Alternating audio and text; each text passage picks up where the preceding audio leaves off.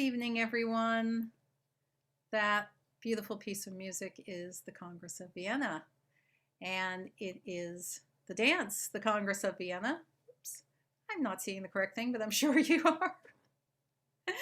uh, the choreographer for that wonderful dance is John Hertz. I'm sure many of us were dancing it in our minds or on our dance floors at home. The band is the fabulous Bangers and Mash, known from the Dickens, Fezziwig's Dickens Festival, Fezziwig's Ballroom. And the musicians are Susan Kramer, Stanley Kramer, David Strong, Craig Johnson. CD is Breakfast at Fezziwig's. I'm not sure if it's available anymore, but if somebody knows where, please post it. Good evening. I am Darlene Hamilton, and we are the Historical Tea and Dance Society. On our team, we have Lindsay Verbal assisting with the program. And, oops, am I seeing the right thing? Are you all seeing the right thing? That's more important. Okay. And in the background, we have Reed Wilson monitoring Zoom for questions and doing posting there. And we have Larry Hansen on Facebook Live monitoring for questions and doing postings there. Oh, you all look fabulous. When one of our guests asks us to dress for the evening, we certainly do. So, yes, we're having fun with it. The questions are a really great, important part of this talk. So don't be shy about asking. If we don't get to them during the program, we will get to them in the after talk. The link to the after talk will be posted at the end of the web chat. So pay attention. Open up your chat box. And if you signed up via the internet for the talk and you're on Zoom, you already have the link to that after talk. So we'll see you all there as well as during this hour. Thank you to Karen Axelrod and all her friends creating that fabulous concert every Tuesday on Facebook. Oh, it's so amazing. We love it so much. Thank you, thank you. So let's jump right into a bio about Alan Winston, our guest tonight. Alan started country dancing in 1978 and has been calling English country dance since 1985, as well as Regency, Victorian, and early American dance. In 2006, he became a contra caller as well. He has taught at many dance camps, festivals, conventions, including Heather and Rose Camp, NEFA, Lark Camp, Bay Area Country Dance Society Family Week, and the World Science Fiction Convention. He's been a dance organizer for decades, co-founding the Bay Area English Regency Society in 1985, chairing the Bay Area Country Dance Society for years, and co-managing their fall weekend for over a decade. Alan's also a popular choreographer, a creator of dances like Sparkling and Still, Movement of Foot, and New Decade Waltz. In 1994, Alan created the ECD, English Country Dance, discussion list, an email forum that connects English country dancers, leaders, and musicians from all over the world, and Alan has moderated this list ever since. We will hear about all that and more this evening. Please welcome our guest, my friend Alan Winston. Hi. So Hi, good happy evening, to have everybody. you here. Thank you. Thank you, Darlene, and the whole team. Well, we're going to jump right in because we know there's a lot to talk about tonight. So, thing number one,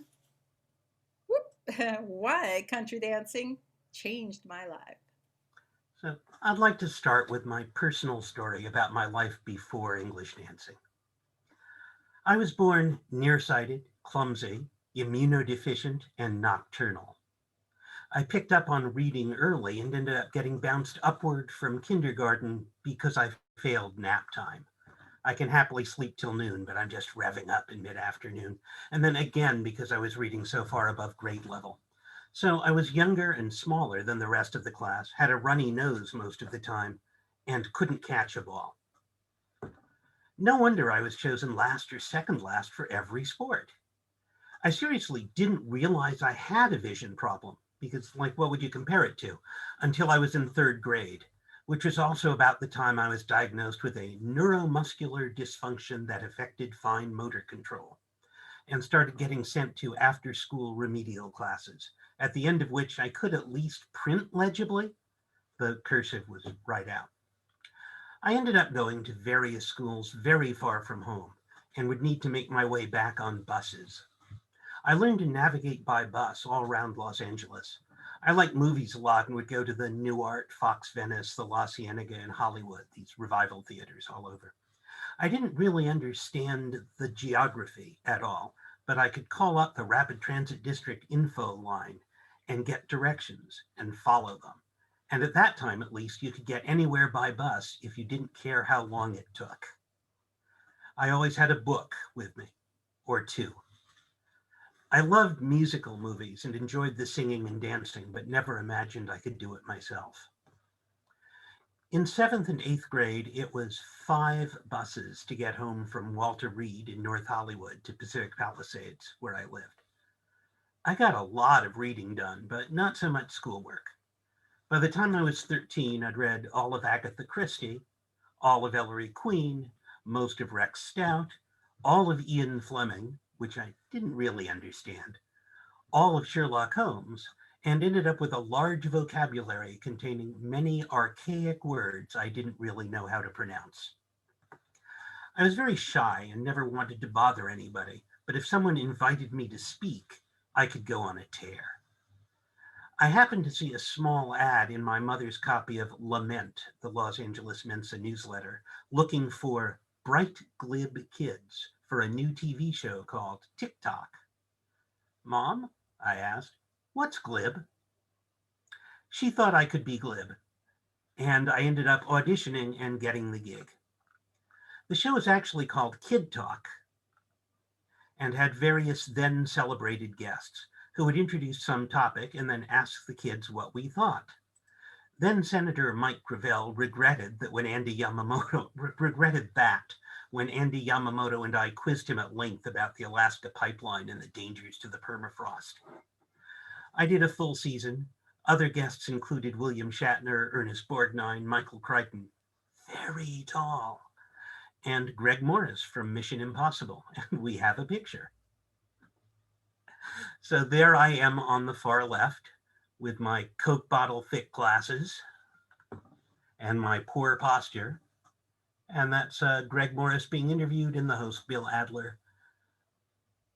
Can't quite make out whether he's holding his trademark cigar. So being on the show did nothing in any direction for my social standing in school, but various grandparent-aged people would stop me on the street for the next couple of years and tell me that they liked it. And I kept a couple of $1,000s after taxes, which would fund various adventures before I got a job. I continued as a lonely child in daily life, but got involved in science fiction fandom. And when I could drive at 16, started going to the Los Angeles Science Fantasy Society, LOSFAS, we called it, meetings on Thursday nights. My grades plummeted, but I had a community of similar oververbal, goofy people, and I got more deeply involved with the club and the community. I had some trouble getting any attention at first, but there was a weekly amateur press association, and I started writing up a little personal newsletter, which was distributed with other people's contributions at the meetings. And folks got the idea I might be interesting and amusing, so I doubled down on writing things. I went to the World Science Fiction Convention in Phoenix in 1978. One afternoon, a young woman asked if she'd see me at the Regency dancing that night. I was like, the Regency what now? But because a girl had invited me, I went. And it turned out to be a revelation. My bus route style wayfinding was perfect for following dance directions. Go here, do this, go there. And I had no trouble finding my way around. I became confident quickly, and it was an unexpected delight to be in a group physical activity and have a successful experience. I found the joy of working as a team with others. And by the end of the evening, probably because there were a lot more ladies than gents there, I was getting asked for every dance. A far cry from the trauma of gym class. In retrospect, my body mechanics were awful and I didn't meet anyone's eyes, but I was successful enough that I was hooked. When I got back to Los Angeles, I started going to the Regency Dances in West LA and Claremont, and that set the course of my life. Incidentally, one of my passengers on that long ago trip was James Langdell, who has been the band leader of the Divertimento Dance Orchestra, the Bay Area English Regency Society's house band, for several decades now. Here's a picture from the Ivanhoe Ball we held last year. I'm in the front, but James is in shirt sleeves on the bandstand, the clarinet. And that brings us to thing two. Thing two. Organizing. So I've been involved with a lot of organizing events and things over the years, and I won't try your patience with a complete review. I'll focus on some lessons from my experience, which means I'm not going to give credit to everybody who deserves it or review personal failures or disappointments. So once I was involved at the Science Fiction Club, there were plenty of volunteer opportunities, and I'm just the kind of geek who gets involved in running things, if asked to. I was secretary, joined the board, volunteered on conventions, and at 19 chaired LosCon 6, our annual convention. I turned out to run a pretty good meeting, take pretty good minutes, and be good at coordinating willing people. And again, found some joy in being on a team pulling together for a common goal. I learned about hotel and catering contracts, insurance requirements, the job of liaison with the hotel, and so on. I started working on conventions far away. In Denver at 21, I was an ops rover with a headset radio, tasked with keeping a noted writer and drinker out of the lobby bar. I failed completely. Lesson. Organizing and volunteering are not purely drudgery. They can be rewarding and joyful. Lesson. Don't ask your volunteers to do the impossible. I moved to the Bay Area in 1985 to move in with Vanessa Snapmeyer. We were a couple until 1989, then platonic roommates from 1991 until her death in 2012. I wanted to keep doing Regency dancing in the Bay Area. There wasn't any, except at occasional conventions, so Vanessa and I decided to start it up, and a few other people came aboard. Vanessa and I ran 2 dance series and several balls outside of any nonprofit structure and from our own paltry pockets, and we organized an instance of the annual Friends of the English Regency convention. My science fiction convention experience came in handy, as did Vanessa's willingness to reach out to people we didn't already know for programming. And the event was successful, but would run it essentially by ourselves, with financial backing and check writing from Friends of the English Regency. And we were quick fried to a crackly crunch by the end of it. Really, really burned out. We had trouble getting it together to make the other events, even regular monthly dances, happen. Eventually, some of our friends among the attendees staged an intervention, inviting us to a meeting where they offered to help run things. We agreed, were able to cede many responsibilities to other people who were able to do them better, and the organization has run as a collective since then. Lesson. Sometimes you have to do everything yourself, but if you do, you can't do it forever. Lesson. Different people have different talents, and if you get a manageable number of trustworthy people working on something, you have a better chance of having people work on things they're good at, and then they'll be motivated to stick around longer. We've had organizers cycle through our loose collective, but many have stayed a long time. Rather than a fully formal board and oversight, Bears has czarinas, who are czarinas even if they're men, who are in charge of a single event, have creative control over the non-dance aspects of the event, and draw on the resources available to the organization. It's much less formal, but because we do one dance series and 3 balls a year, it works out, compared to something like the Bay Area Country Dance Society, which runs 2 to 5 potentially very expensive dance camps. I mean, expensive to run, especially if they fail, and something like 15 dance series. So, lesson. Not all organizations need the same structure. Some structures won't scale up. Choose an organizational structure that's fit for purpose. Vanessa and I started attending the Palo Alto Friday English, and we enjoyed doing a dance form we were already somewhat familiar with. Regency is basically a subset of English country dance, plus waltzes with figures like Congress of Vienna. The first night we attended Palo Alto Friday, we discussed how much we were enjoying it and concluded that the best thing was that we didn't have to run it.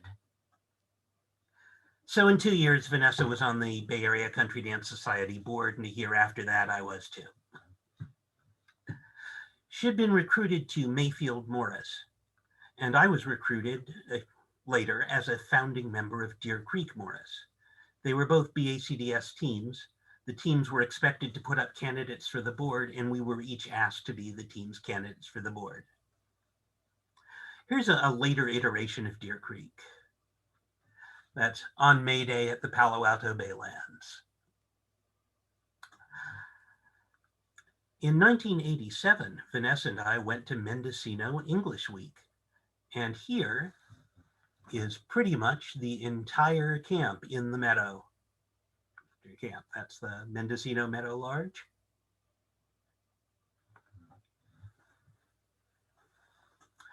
So I'm about on the right in the blue baldric with the blue rosette, which was Deer Creek's kit at the time, looking bashful. I'm heavily bearded and wearing thick glasses and looking down. Yes, Alistair Brown.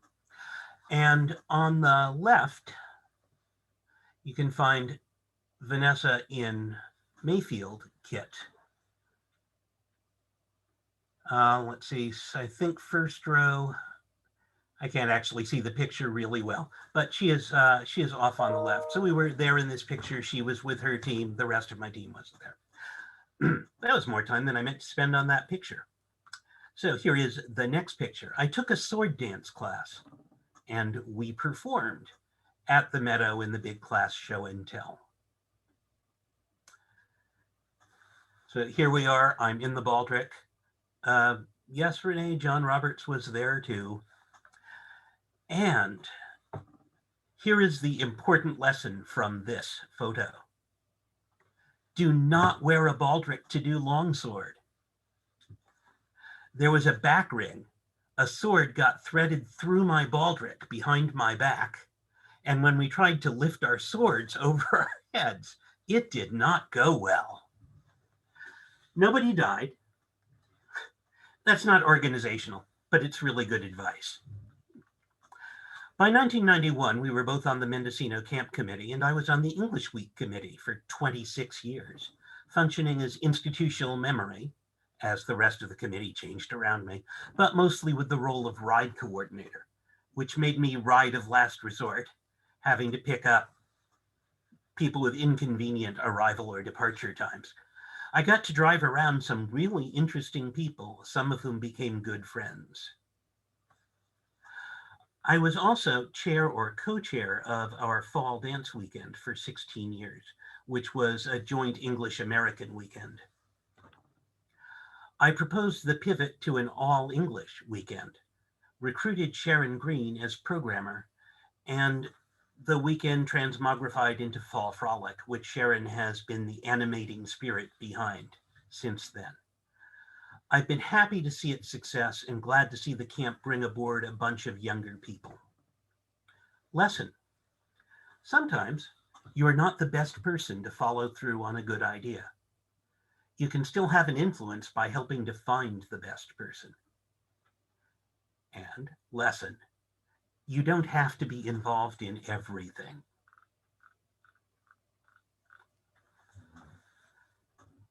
The English Country Dance Discussion List. I started the English Country Dance Email Discussion List, the ECD list, in 1994. It physically ran on a desktop workstation on the top of my desk at work, on which I'd been running mailing lists for BACDS. When an email arrived for the list, I could actually hear it as the disk drive on the workstation would crank as it redistributed the mail. Eventually, BACDS got its own web server, and I migrated the list there. And now the ECD list is running on the sharedweight.net server, which the Country Dance and Song Society is funding. The ECD list has been a really useful resource for callers, dance historians, and more. We've had philosophical and historical discussions, dance interpretation questions, helpful nuts and bolts responses. It's pretty often that somebody needs to get a copy of the sheet music for a dance to their musicians pronto. Ask on the list and somebody, maybe somebody on another continent, will get you a copy very quickly. I had been in other internet discussion forums on various topics, and I've seen what happens to groups where nobody manages the content. They either starve for lack of discussion or get taken over by cranks, or people who maybe aren't cranks generally, but are cranky on one topic. I resolved from the beginning that I wouldn't let this happen. So I took it on myself to informally moderate the group, mostly encouraging people to stay on topic.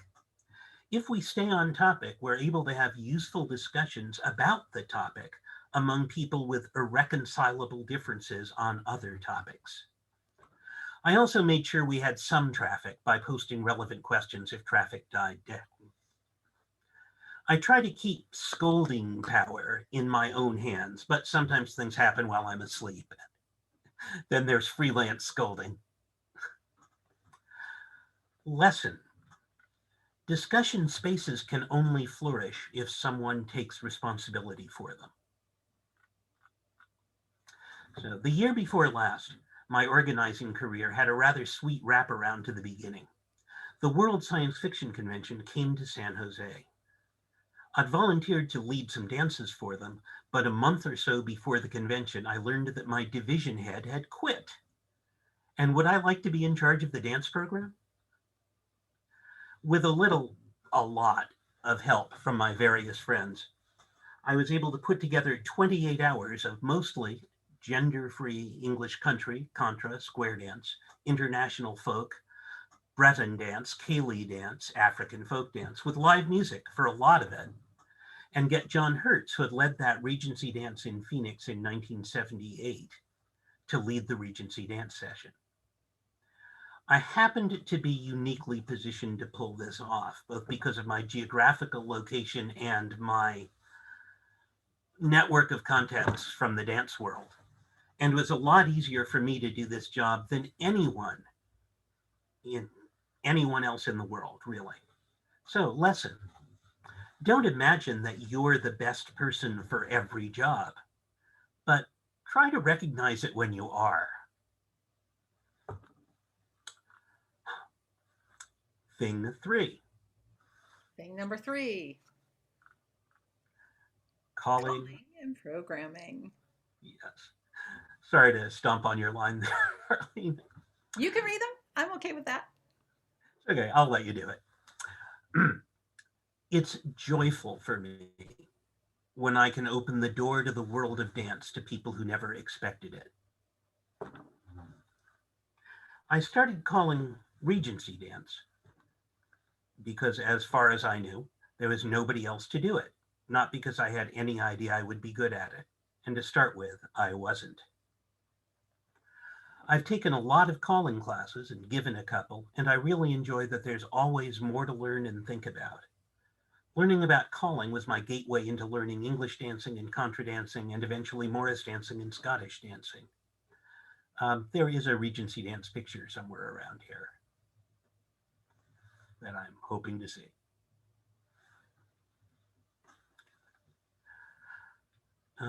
But while we're looking for haste large, there we go. This is a couple of years ago. I'm in the Regency outfit. I like the sense of motion in the picture. This is demonstrating a right-hand star with some people who weren't expecting to be the demo squad, but did beautifully. Anyway, I apprenticed for a year to Jody McGeen at the San Jose Wednesday English, who helped develop my initial repertoire and think more musically. Next photo, please. I've branched out into other historical eras of country dance because it's fun for me to research period repertoire and figure out how to teach it effectively.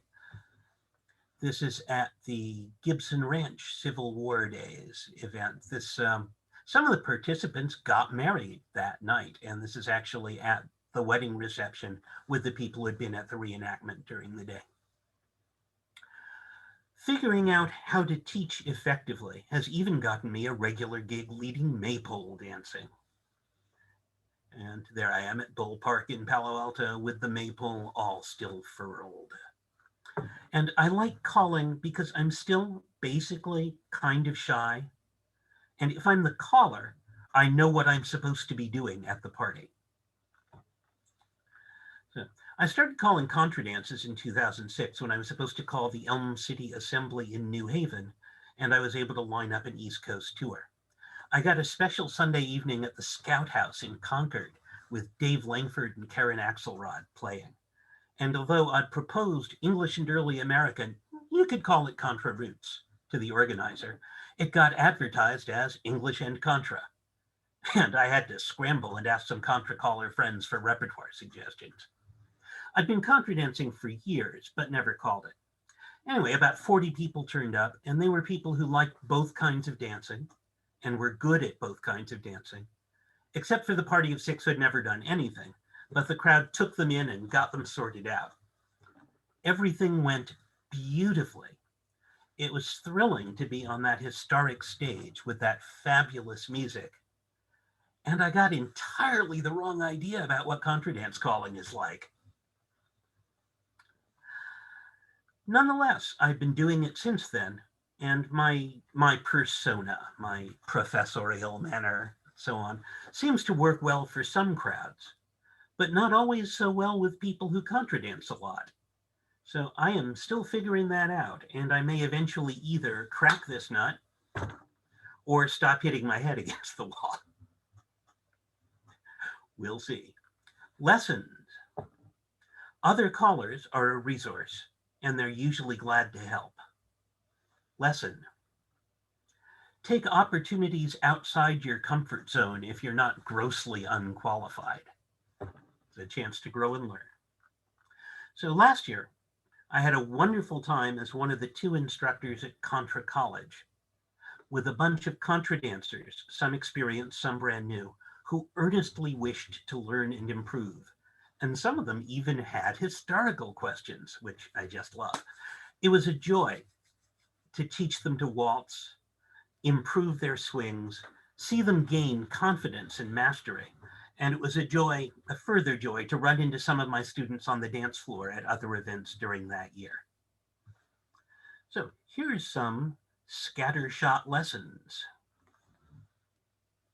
One huge difference in programming for English versus contras is that in English, the caller is in charge of the music choices and responsible for a progression of meters, keys, and moods in the tunes.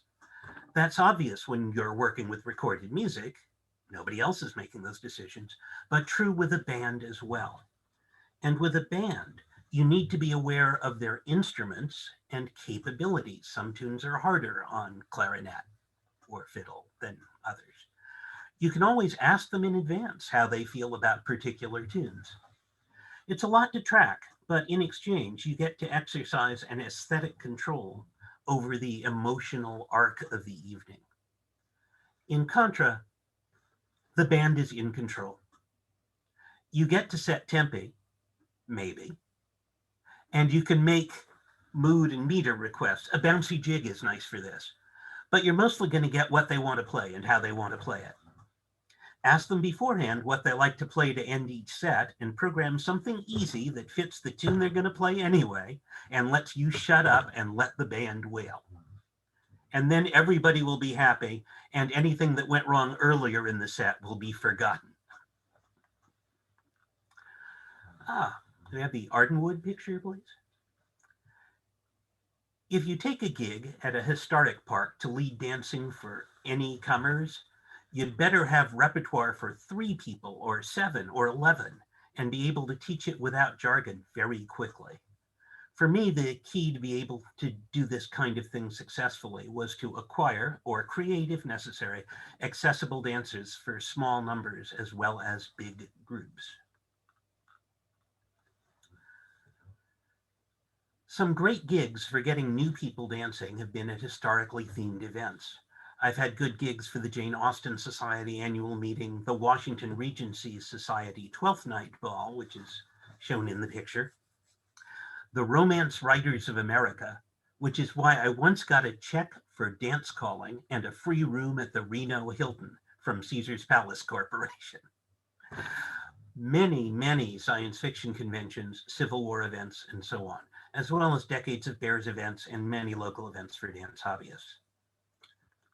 I've been calling with as little gender reference as conveniently possible since 2000. I'm willing to call with gendered role names where the crowd wants it, and I think ladies and gentlemen is good for Regency because it sets a tone. But I still use first couple, second couple, first corners, and direct as many people as possible with as few syllables, even in Regency. I'm happy to call larks and robins or clocks and windows, whatever lets more people dance comfortably. I've been dancing on either side of the set since I started. In my mind, there is no real difference in the roles in English, and it's mostly a matter of swing holds in contra. I encourage you, whether as a caller or a dancer, to try the other side. It's also joyful for me when I get to pick a program of music that plays to the strengths of a wonderful band with dances that the dancers will enjoy and may not be what they expect. There's a complete, I used these words before, aesthetic satisfaction in that. And I go home from gigs like that energized and very happy. I've had wonderful times working with fabulous musicians for dance enthusiasts at the BACDS Playford Ball, the Seattle English Ball, filling in at Fall Frolic and at the Mad Robin Ball and at the Heather and Rose Weekend. I was really looking forward to leading the Mad Robin Ball in 2020, but things happened. Oh well.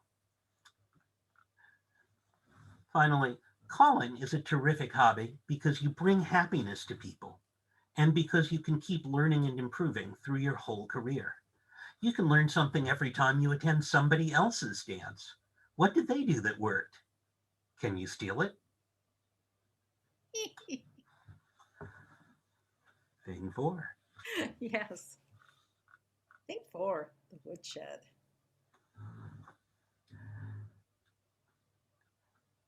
So, I wanted an opportunity to test out dances I was writing and to test drive dances I was considering calling, more or less in the vein of Potter's Porch, the venue that Fried Herman often used for this purpose and named a collection after. Sharon Green was holding occasional house dances in Oakland, but we had several peninsula-based callers, and I thought we should have something too, although I knew none of us had suitable spaces at home. I was also inspired by hearing about the calling parties Bob Green and Martha Edwards were organizing in Missouri. So I sent out the call to these several other peninsula callers, and it turned out Bruce Hamilton's wife, Jo, was renting a space in Atherton to rehearse dancers in her Scottish step dance choreographies weekly. And every so often, there'd be enough dances up to snuff to take away to a venue with better light and record on video, which meant the hall would be available on short notice. The picture is, this is the hall, and the people present include, as she is now, Cassiane Vlahos Mobley, Bob Fraley, Bruce Hamilton, Yo-Yo Joe, peninsula-based callers, and dancers and organizers who were not callers. This is one of the best attended nights at the Woodshed. Anyway, the hall would be available. So I jumped on that, and we had sporadic woodshed dances for a while, where callers who wanted to try things would kick in for the very low rent. It was $25 a night. Nobody would get paid, no admission was charged, and we'd try things. Then Jo Hamilton finished her project, and we needed a new contract with the hall. The BACDS board agreed to sponsor it on the argument that callers trying things out backstage before we got to the paying customers would improve the professionalism and quality of our programs. In pre-pandemic times, we had the Woodshed Dance on the second Tuesday of each month, sometimes very lightly attended. To manage that, I'm more or less the MC. I find out which of the attendees have things to present and try to do a fair allocation of time. I manage, after they've presented it, I manage a feedback session or let the caller manage it, and generally try to keep things moving. Although I also try to set the expectation that there'll be some dancing and a lot of processing. And this is geeky fun. In order to be able to keep the unpredictable number of dancers who show up occupied, I often have a new dance project and a bunch of other things, either dances I found intriguing on paper but never done, or dances I've written that aren't working yet, but aren't my primary project available. Dancers are encouraged to report their experiences like, I found it awkward to turn right there. And if they want to ask questions, do it neutrally. Why did you decide to do it this way? Not, why the hell did you decide to do it this way? So the heroes of this story are the musicians. Stan Kramer was there regularly before he moved to Berea, but William Allen and Mary Tabor have been stalwarts the whole time, and Robin Lochner has more recently joined. They've gotten very, very used to my asking them for 32-bar moderate tempo waltzes. And that provides a segue to Thing 5. That's right. And we were kind of rushing through the first four because this is a good one. Not that they aren't all good ones, but Thing 5, choreography. So have we accumulated any questions that should be dealt with? We have one that's coming up in a little bit. Okay. I decided to organize this thing around the question of whether I work with tunes first or figures first. Spoiler, it depends, and it's intertwined. The Woodshed Dance and the Dance Woodshed. One night at the Woodshed, our attendees were, besides the band, 3 callers and 1 non-caller dancer who was married to the accordionist. Rather than dance with a lot of ghosts, I proposed we write a dance together. Mary Tabor had been messing around with Larry Unger's tune Megajig and found it was a really fun tune played significantly slower than you'd play it for a contra dance. It's usually go about 110 beats per minute. She was playing it at 92. I'm going to tell you some more about the process in a minute, but here's the dance.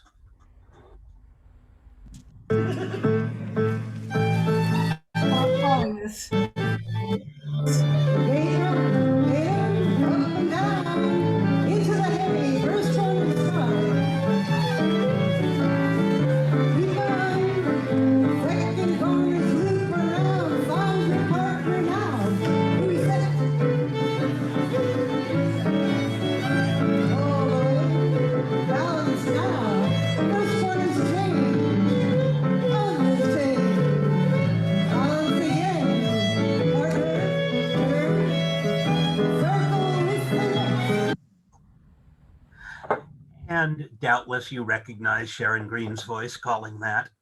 That was at my 60th birthday ball, where I got a bunch of my caller friends to call some of the dances so I could dance them.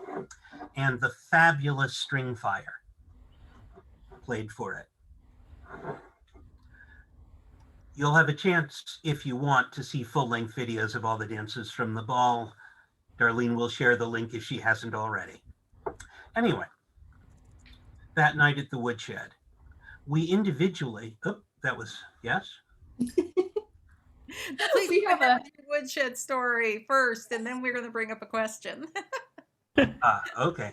So, woodshed story. We individually danced around the room to the music, feeling what felt good and whether we were hearing any hints in the tune. Then we convened and talked about the things we'd done that felt good. Then we tried fitting those things together in different orders and came up with different kinds of glue, of transitions between figures. We tried out each suggestion, and in motion it became clear which were good. When we had a tentative dance order, we let the band play it a dozen times and danced it in a two-couple set so that we flipped from ones to twos every time. And we got to where we all liked it. It took about an hour, all told. Should we do the question now? Yes. Let's do that. Thank Go you ahead, for the Lindsay. story. All right, let's see. Sharon, I hope you're there on the other end of the line. Yes, you are. Oh, thank goodness. Hi, Sharon. Hi, Helen. Okay, this is your woodshed sort of question. How does choreographing on your own differ from the process when you are choreographing with an entire group, as you've just described with woodshed? No, I will answer that by first giving what I was going to say anyway, which were some principles for group choreography, and then talk about the differences. So thanks for that great setup.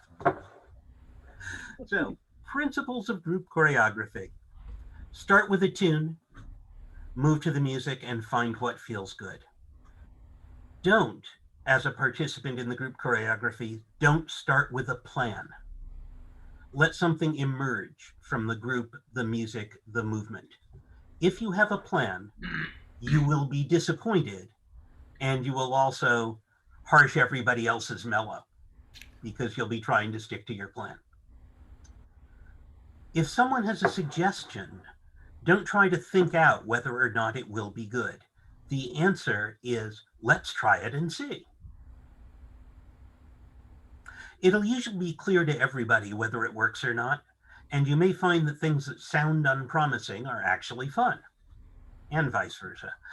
Don't throw cold water on any ideas without trying them. Everybody in the session should dance all parts. If it's a duple minor, that's 4 different parts. Try them all so you know what's awkward, what works, whether the dance is disproportionately difficult for some person. So those are, I'd say, good for all group choreography sessions for English and contra dance. What's different about individual choreography? You can start with a tune or start to a figure. You're eventually going to have input from both, but you might have an idea that inspired you to do the dance. You might have received a commission, and there has to be something in the dance. It needs to celebrate a particular person or have a particular mood or like that. So you're going to have to be able to start from that kind of thing rather than only hear the tune and come up with something. You still, if you can manage it, have to dance all parts, have to do it a lot.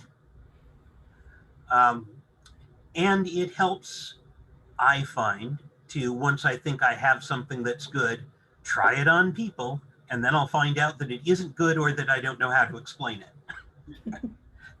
And then take multiple runs at this. There's, in groups, I hadn't worked out this metaphor, forgive me. You know, rock tumbling, you've got rough rocks, they're going around in the thing and they come out smooth. In the group choreography, all of that tumbling happens in one session, which is kind of hard on the musicians if you're doing it with musicians. In the solo choreography, if you're at home dancing, there's 0 tumbling. And it's asking a whole lot of people who are indulging you by trying out your dance to tumble it until it's done.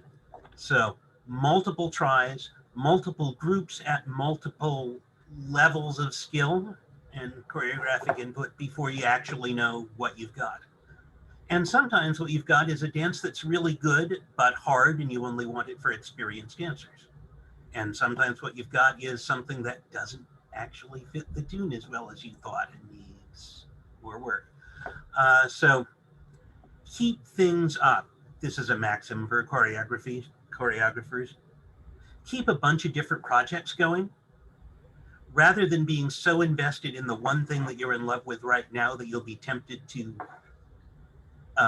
bore everybody with it and release it before it's ready. Have a bunch of things. I Thank think that's you. all I've got now. I think that's a heck of a lot to have, and you've really thought a lot about it, kid. As of course have you, Sharon.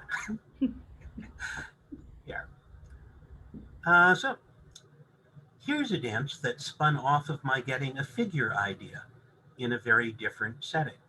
Let's see a little bit of joie de vivre, the Scottish dance that gave me an idea.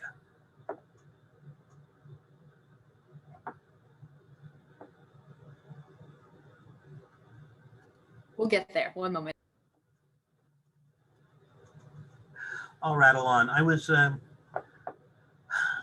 attended Scottish dance classes for about a year and a half and really enjoyed it. And at the end of that time, I had to stop because I destroyed my foot practicing Claude Morris. Oh well. And since then, I have very limited ability to do skip change, etc. And I can't get through a whole evening of Scottish dance, which just breaks my heart. But I really liked it. I think it improved all my dancing. I recommend it to everybody who can manage it. And during that time, I encountered a couple of dances from which I stole English dances. All right. And I have joie de vivre ready. Here it is.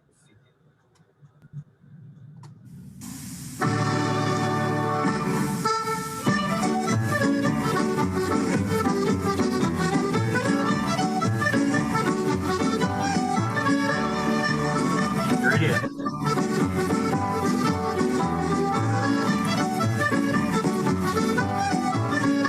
And we're done. So I really liked that right-hand turn in sort of close orbit, expanding into the chase around the ring. It's really nice flow. Scottish usually does not care about flow at all the same way. But this was something where, hey, wait, that really feels good. What can we do with that?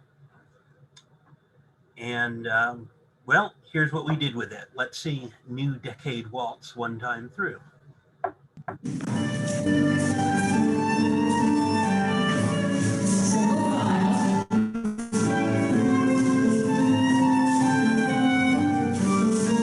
if it feels good, do it again.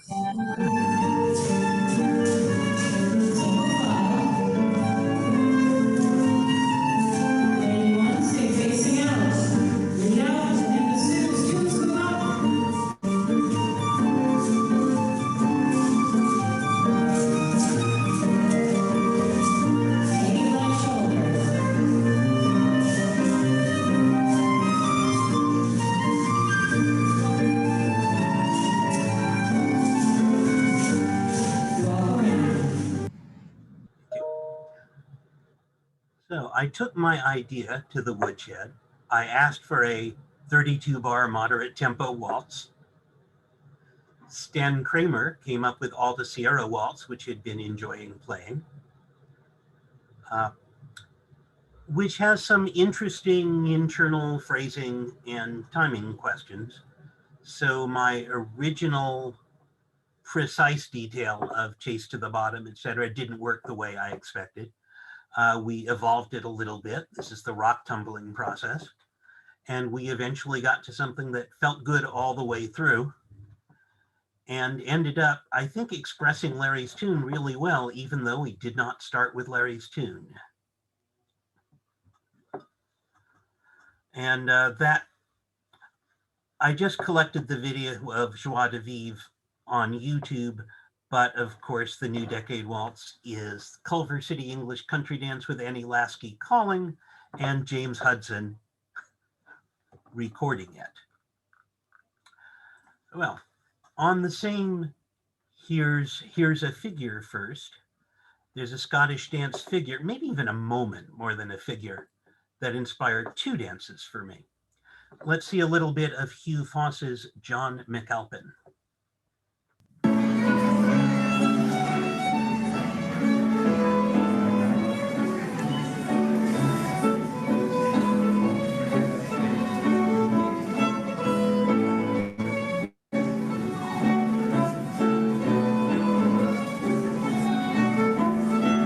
And that's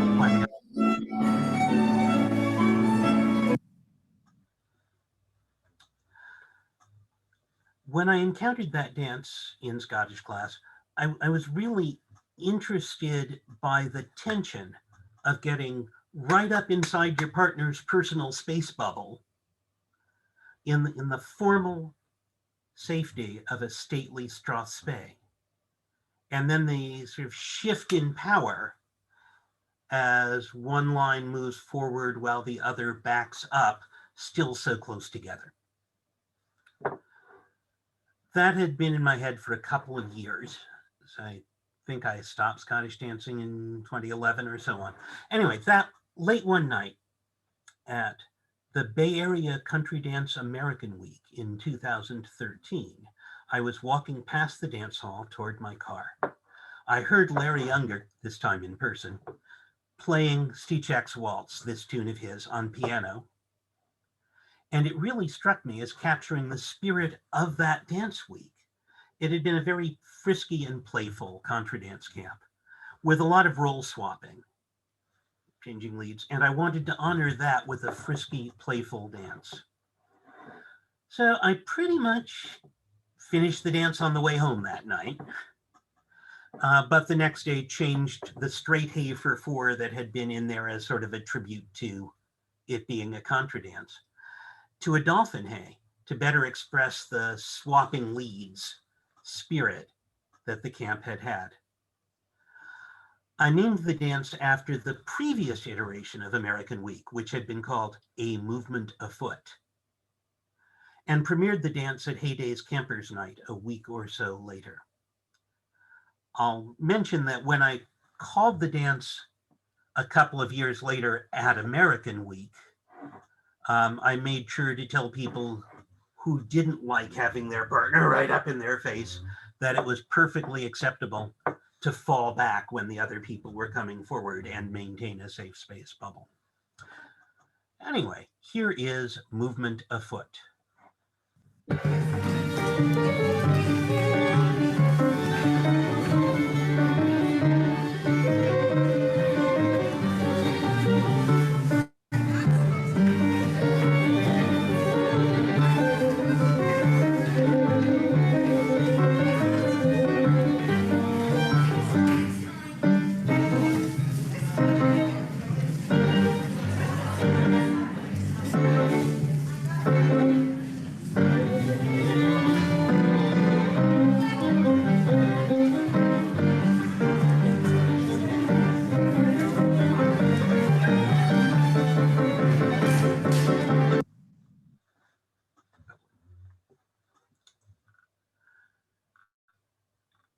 In the after talk, we may have a chance to talk about another dance inspired by the same figure, a different tune. I wanted to mention that I've been really lucky and indeed honored to have had tunes written for me to choreograph to by Patty Cobb, Rebecca King, Debbie Jackson. And I really hope to and look forward to work with all of them more in the future.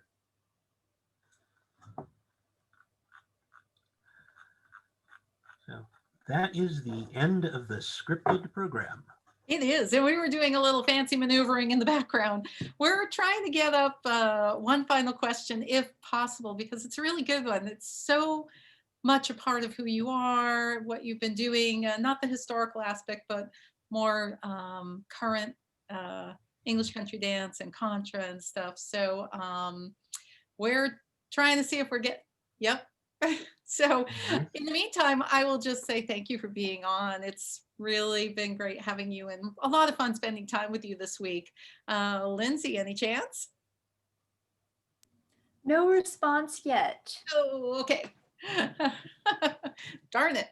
Well, I think we might be hitting the end of our time, but in the meantime, let's give it another minute because we're going to post some announcements for you oh yes, great. We've got a question. It's a good one. Well, it's going to take me a minute to bring him on board. Oh, okay. Then in the meantime, we are going to post the announcements for you. Check out Bay Area Country Dance Society, bacds.org for a list of upcoming online events, including Odd Sundays, English Dance, and Fourth Saturday Contra, and Audrey Knuth's Tunes Workshop, and the dance notes and music links for all the dances from the birthday ball and videos. We're posting a link to that. And it's really great to see this collection, this body of work of yours that you did. So, Lindsay? Yes, we're all set. Vic and Di, go ahead. Howdy. Don't forget to You're unmute. muted. Some of your dance compositions, I'm thinking not only of movement of foot, but others, they're a fusion of contra and ECD. I know a number of other artists. I think of Chris Page, of course, our old classic one, Pat Shaw. But I'm thinking that I'd like you to expand on why you mix those two so often. Well, sort of the joke answer, but it's true, is I paint what I see. Right. So I'm influenced by the dances that I dance elsewhere. What would be good to steal from? What's happening here? So the distinction between English and Contra nowadays is largely English dances mostly have their own tunes, and Contra dances mostly have swings. Yeah. Right. I mean, there's different cultures around them, but choreographically, that's what's happening. And you're seeing also people borrowing English figures for contra dances, which goes back further than you might realize. There was a conscious effort in the 60s to bring English dance figures like the Hafer Four, like the right shoulder round into contra dancing, which fallen back. But there have been more dances written with gaits, with if I thought this through, I would have some more examples. But you'll see, like Yo-Yo Joe's contra dances often steal something from English. Yeah. Oh, thank you, James. Poussettes, yes. The other way. Yeah, and that's good. And, you know, it's all the same DNA if you go back far enough, right? In 1775, English country dancing and contra dancing are exactly the same thing, and Scottish dancing isn't very different from that. That's true. Right? So I feel like my friend James Langdell once said to me, different tune, different meter, different dance. So if I can take a thing from contra dance land, where it's typically in some solid duple meter, a jig or a reel or a march, and make it work in triple time or slip jig, right, then it's going to feel different and new. And I have no compunction about swiping from anywhere if I can file off the ID numbers. Thank you. Thanks. Thanks for the question.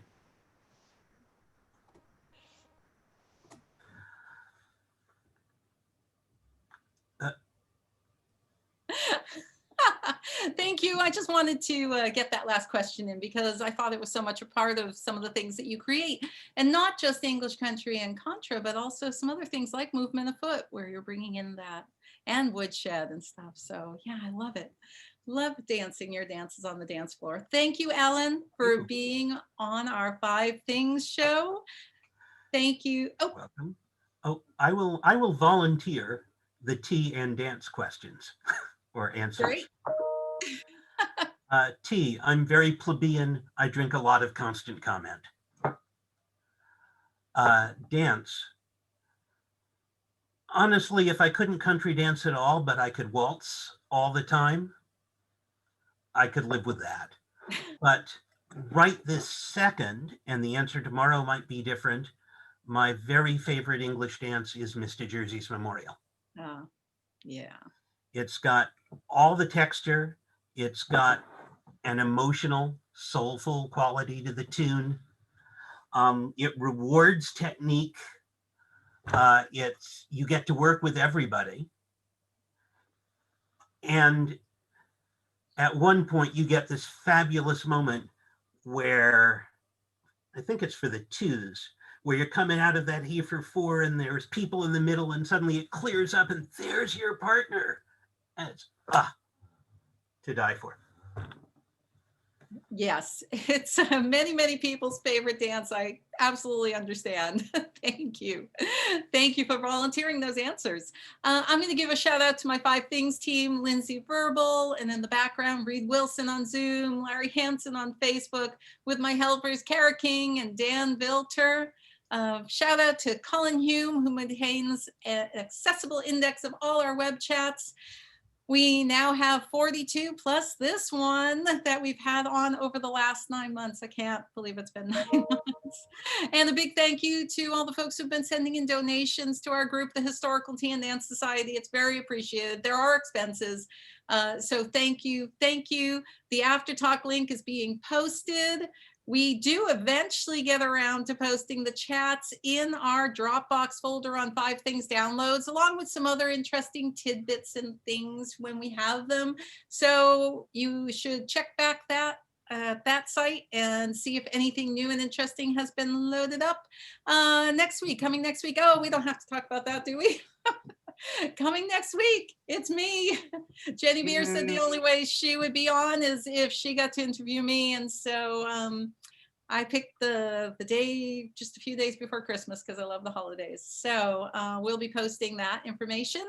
And then the week after that, we're actually taking a night off because it's the holidays. And so we're taking a night off on the 29th, but you'll have 44 of these to pick one and watch again if you want. Join us for tea time on Thursdays at 5 p.m. if you feel like hanging out and being friendly. That's 5 p.m. Pacific.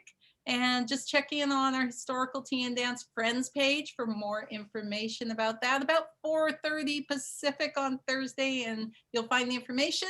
We are posting the link for the New Year's Eve See the Sea party. And so we hope we'll see you at that because a lot of us are going to be there. And finally, for donations, Alan recommends the Bay Area Country Dance Society. They have been hosting online virtual music, dance, and workshop events since the beginning of this pandemic. And they do a lot of stuff during the year when regular dancing is on. So we're posting the donation link. You'll see the screen. The closing music is the lovely Bonnie at Morn. And we'll be posting that. And we'll see you all in the after talk in 2 minutes. Bye. Thank you very much. Bye.